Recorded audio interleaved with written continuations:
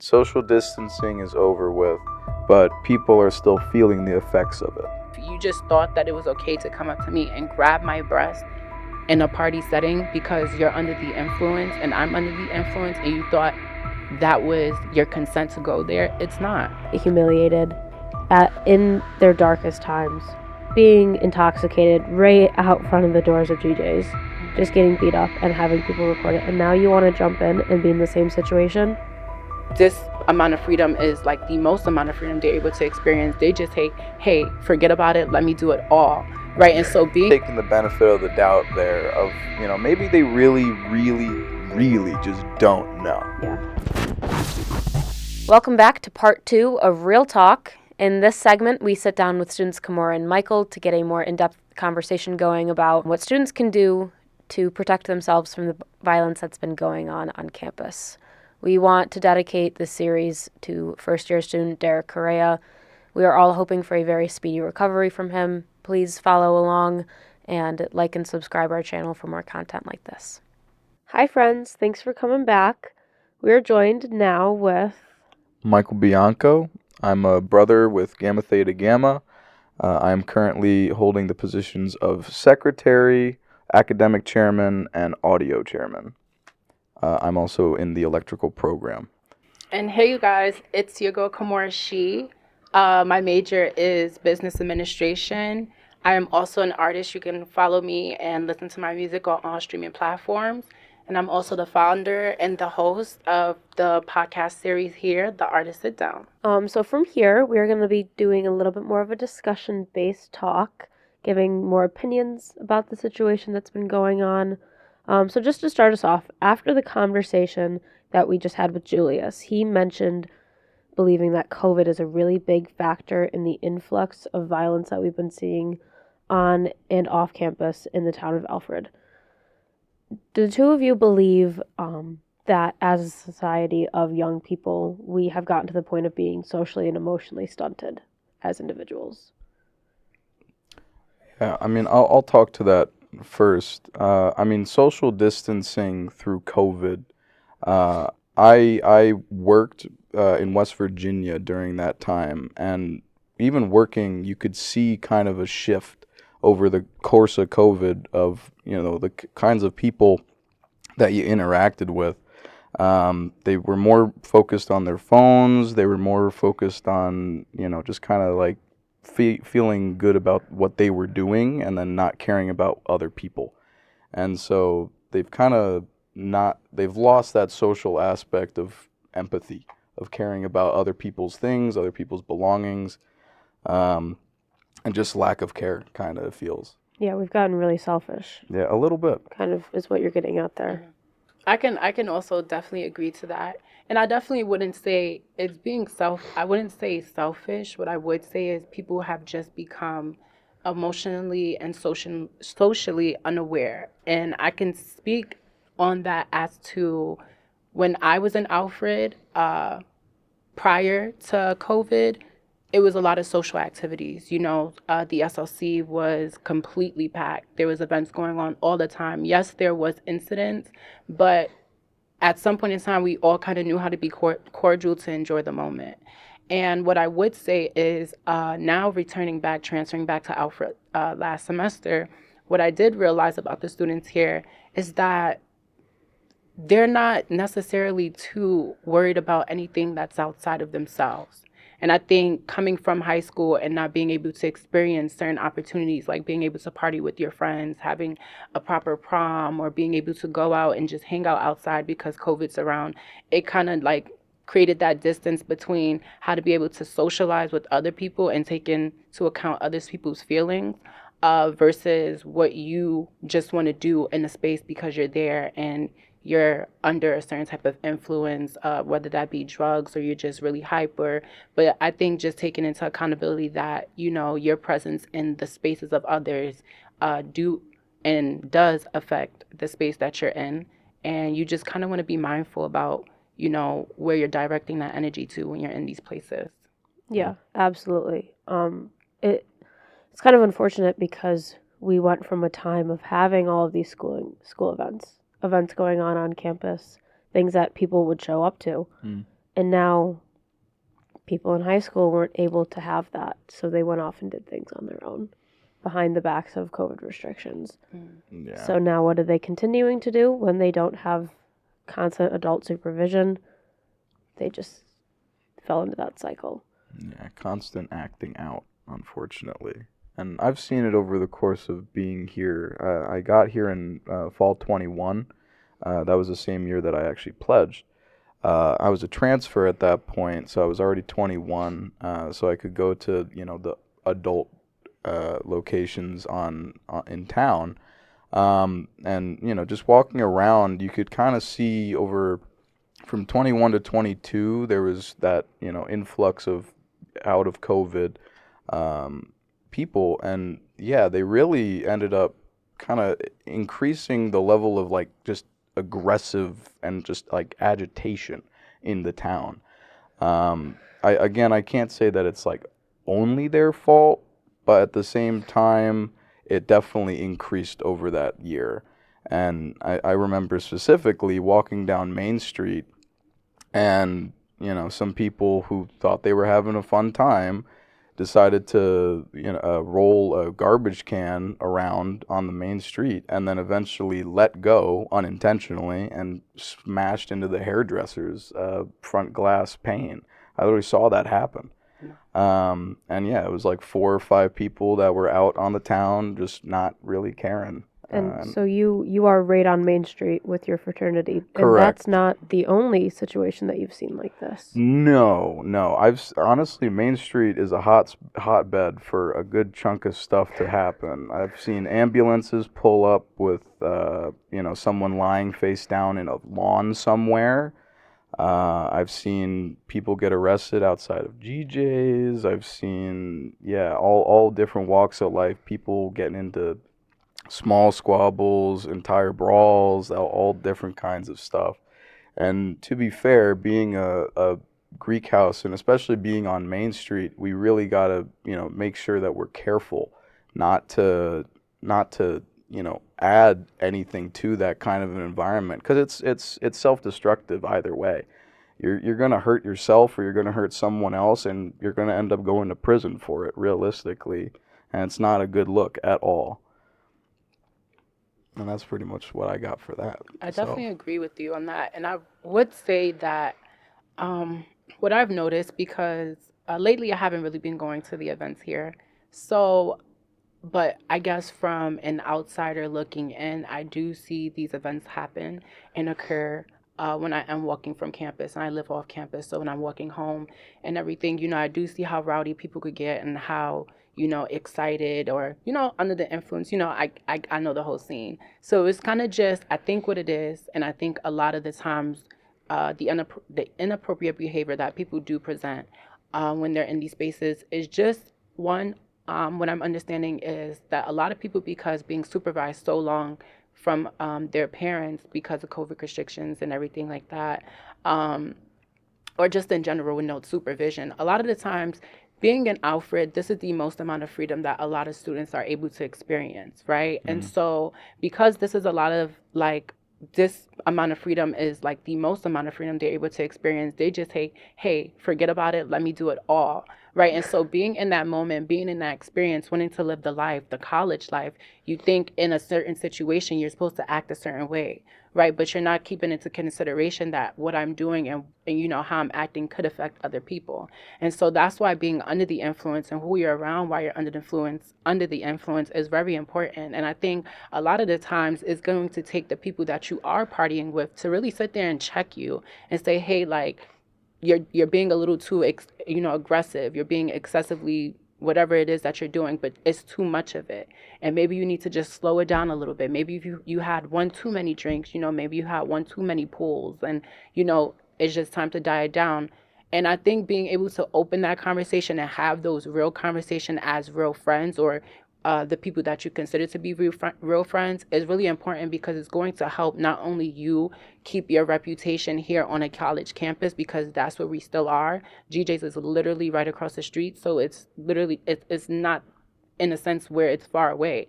So it's like when an incident is happening there, one of the first people that are going to get called, not only is it Allegheny County Police, but it's going to be UP. And so once that gets into, play, now you have record that you've done something that was off campus, and now, the school has access to see what it is that you've been up to. And so a lot of the times, a lot of students aren't informed on these things, and maybe they are, right?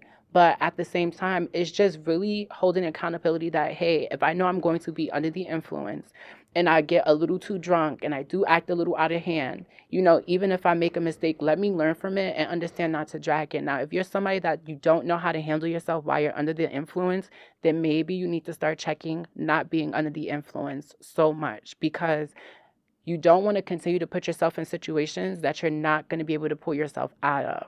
And it's not going to be too many times where you can continue to continuously make mistakes and think that because you're a student and because you're at a certain age or because you're young, it's going to be admissible, because it's not. And that's not always going to be the case. So I think being very aware, especially being under the influence of your anger, of your emotion, how you feel, should once again be taken into serious accountability, because it will hurt you in the future if you continue. Absolutely. Yeah. And I think one of the most important things that you mentioned, there were a few different points there, but something that stuck with me is you mentioned talking with your friends about it. If you don't have those interpersonal relationships that you can rely on and that you trust, you're just going to keep getting yourself into more issues, because if you don't have that bond, and the only thing that y'all do together is going out to parties and getting yourself into trouble, you're just going to be feeding off of each other, and that's just going to be an endless cycle. Yeah, definitely. And I have the perfect example. I've had a friend, a close girl of mine. She was at GJ's, enjoying herself, partying. I think they were having a theme at this point. And so she decided, she was going to dance and do everything. And a gentleman decided that he had too many drinks, or he wanted to be funny, or he just wanted to be a little bit too much. And he just thought to just grab her breast. Just no permission, just randomly just grab her breast. And she just felt very disrespected, and gracefully, she had males there to be able to stick up for her and kind of just navigate that whole situation. But just even being in that moment, just understanding, and it could be vice versa, same thing with females, be aware of what you're doing as well. But for her to even be in that situation and to feel uncomfortable in that moment, like, can I even, to be able to just party without me being inappropriately touched? Now, if I gave you permission to do that, consent to do that, that's totally different, right? But if you just thought that it was okay to come up to me and grab my breast in a party setting because you're under the influence and I'm under the influence, and you thought that was your consent to go there, it's not. And it's disrespectful. And I think a lot of the times we need to really check what it is that we're doing. Yeah. And you just never know who's watching, and you never know how that affects somebody's life, how it affects their mental, how it affects them not wanting to come back out to party, being able to socialize, or even feel like if they're just in like a consistent threat, right? And so we have to take these things into consideration, because they're serious, and people take situations like that completely different. And that could have ended up completely worse for him. And it's really hard, because as women, the conversation comes back to us a lot. Mm-hmm. It's how can we protect ourselves when we're going out, and I don't want to just put this on men. I would never want to ever do that. But there are a lot of situations where people who are going out, you have to reevaluate yourself, and for women, I don't want to say especially, but put yourself around the people that you trust, and it can be very, very difficult to be going out in a social setting like that where people are consuming alcohol and they are having these different factors that are changing the way that they act. But having those friends that you go out with who will protect you in those situations is vital. And I think that's something that Julius talked with either the sheriff or the chief about. It's going out in groups, never traveling alone, and having those individuals that you trust with you. And I guess I have a question for you, Michael. I guess just because we are, right, two females here, from your standpoint, what do you think are some good tips as to when a female is stepping out to go party and say she's not with male friends and it's just female friends? How do you feel like that situation should be conducted when it comes to at least trying to make up ideas of and set in place to be able to protect herself when she is out and partying from not only just like sexual assaults, but just like danger in general? Yeah, I mean, obviously the big ones, something that I personally try to do myself. I mean, I like walking someone home myself. That realistically, if a person is, past the point where they can't even think responsibly themselves, they really shouldn't be continuing partying. They should go home. That's the first thing. So if we can get you home and safe and sound, that's the first step. But if you want to continue to party, then I would, one, definitely I'd suggest, having that group of friends. You'd need that. Even for guys, I mean, generally speaking, some guys are more willing to fly solo, but generally speaking, even I walk out with a couple of my brothers, walking out to, whether that's going to GJ's, going to another house, going to wherever. It's always better to have friends in company. And also that's more eyes to be looking around, to be seeing. Uh, you should always be checking your surroundings. Be aware. That's a big one in earnest. You need to be willing to like look around. And obviously, if you're inebriated, if you're in a situation like that, it might be a little difficult to be paying attention at all times. But again, that's where those extra eyes come in. So if you miss something, someone else will catch something, right? And then on top of that, obviously, I can't exactly always recommend that you fight someone, but if it were to ever come to that, taser, Defend yourself. taser, Thank you. I pepper was just gonna say, don't say spray, fights. freaking kick him somewhere that you don't want to be kicked. Realistically, that's all you. Well, not all you need to do, but that's the first stage, especially if something bad like that happens. Also, I know a couple people have this. I think it's called Life 360 or something like that. And it's like a phone tracker that you can give access to your friends with their own cell phone numbers, and it's basically like a phone tracker, literally, so that you can tell all your friends where you are at what time, and you can then check in with those specific contacts on that app. And I know a bunch of girls that use that a lot, actually, and to great effect. Because literally, you can ask a person, "Hey, where's your friend right now?" and they can literally look it up, and it's awesome. Because at that point, then you don't have to try to call them, you don't got to track them down, you just know where they are, and it's really, really helpful. And especially if you have a friend that is likely to be wandering. The wanderers. We all know the type. The lone wanderers. I'd suggest keeping, whether that's like a little bell on them or tracking them on an app. I think that's all valid stuff there. And then also, obviously, if you feel uncomfortable in a situation, once you get there, if you feel uncomfortable in a situation, you didn't pay anything to get in there, or if you did, it's $5, leave.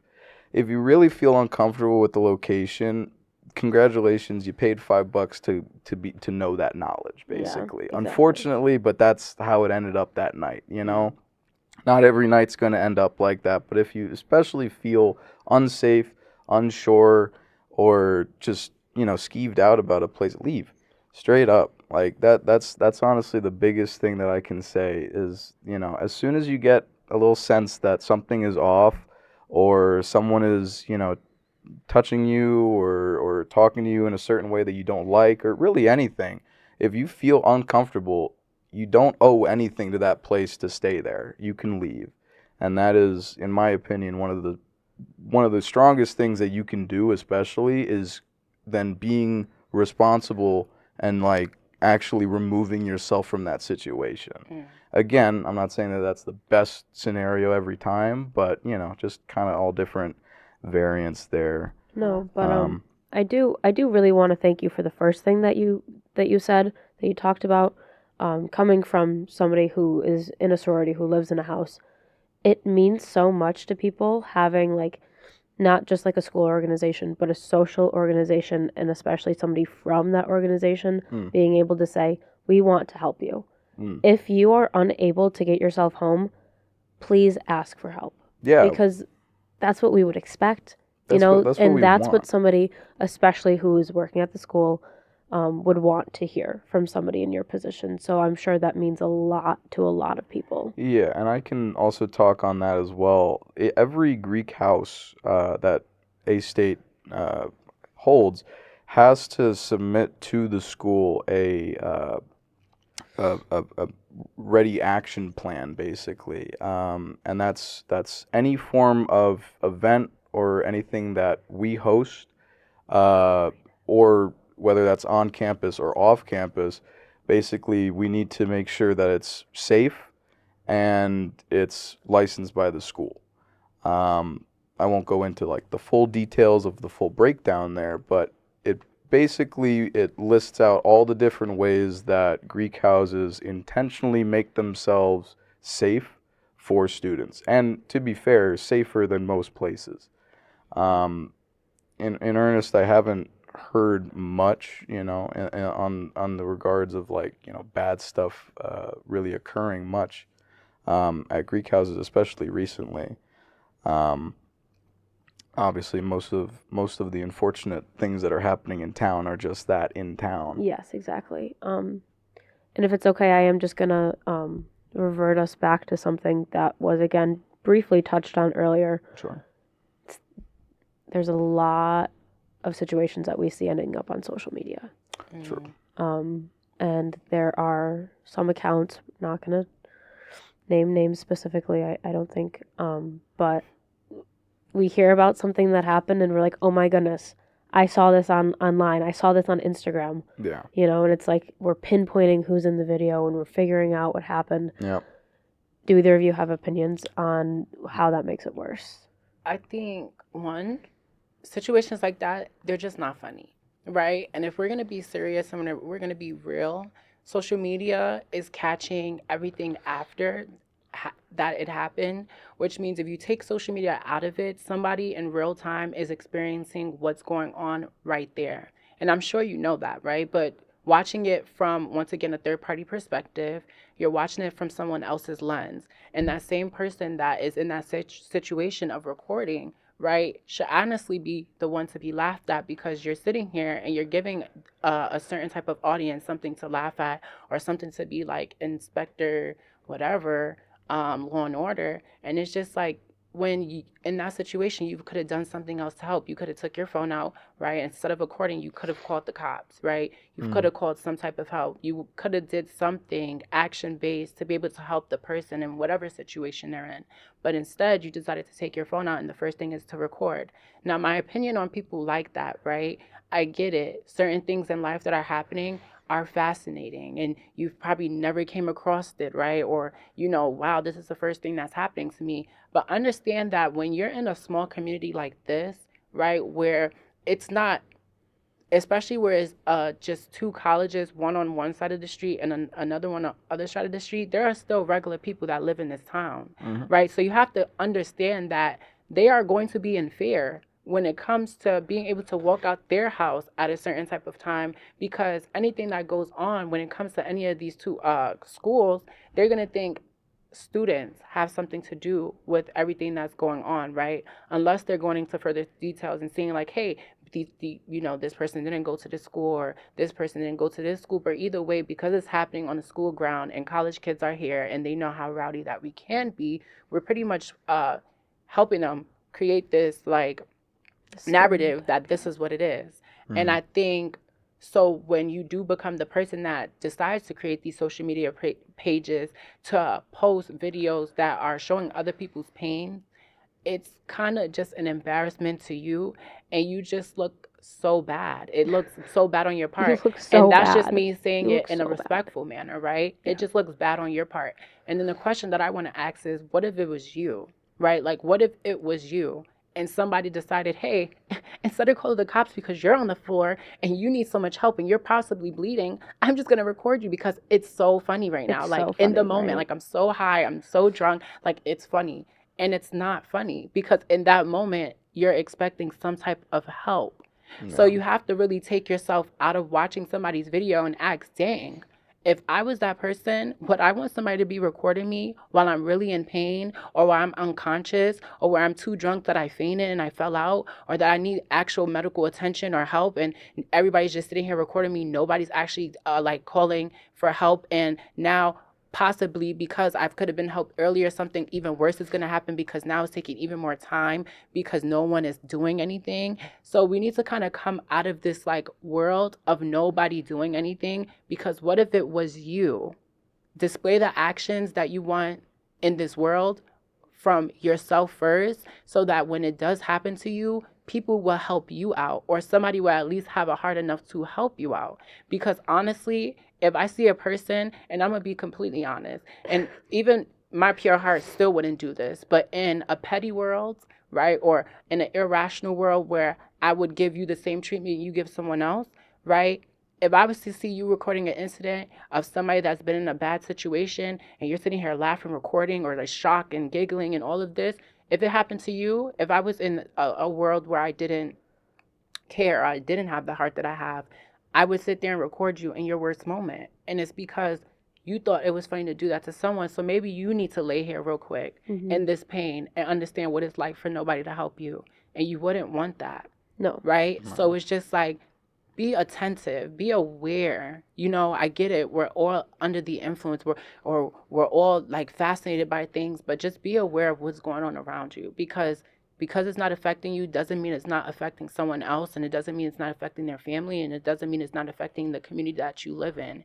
Because just like all of these things are happening, GJs can instantly get shut down. You know, these party clubs, these scenes can instantly get shut down because of incidents that keep on happening like this. Why? Because the people's health and safety are going to come first before anything. And so before it gets there, change it before it's not there for you anymore to enjoy. Yeah. So that's my opinion. I also think not only just those who are recording, who think it's just so funny, but those people's friends who are getting in fights are also jumping in those fights. Like, why do you think that's okay? Pull your friends out of that, because you know that there are people standing around recording your friend in their worst moment.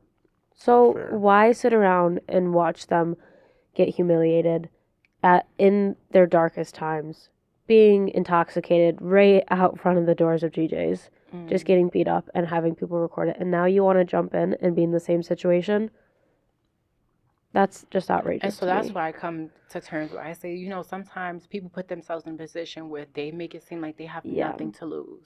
Exactly. Like, understand that you're paying to be here, you guys. And even if everything is being paid for you, somebody's paying for you to be here, right? Yeah. So really appreciate these opportunities that are being given to you, because It's not that hard. It's not hard to keep a stable and an enjoyable environment. It's the person that decides that they want to act up and act a clown, and excuse my French, act an ass, to where now the environment is kind of being shifted, and now that energy is transferring to everyone else, and now we have a totally different scene. And it's just going to keep changing. Unfortunately, I feel like Alfred's just going to keep changing from what Sheriff Cicerello mentioned, from the early 90s to Alfred University and Alfred State having their issues, to pre-COVID, to during COVID, and now to post-COVID. Something's going to switch here real soon. Yeah. And I hope it's for the better. I kind of think that we're currently a little bit of theory crafting here. I kind of think that we're in a little bit of, again, that rut out of post-COVID, right? Social distancing is over with, but people are still feeling the effects of it. You know, that social aspect that we had prior, we lost it. And so maybe it's not exactly, you know, everyone acting out at all times. Maybe they just really don't know. And, you know, kind of taking the benefit of the doubt there of, you know, maybe they really, really, really just don't know. Yeah. That they're actually being silly, or they're being really just not downright despicable. You know, it kind of happens. But again, it shouldn't be a constant thing. That's where it's kind of scary right now, is the fact that it's a constant thing.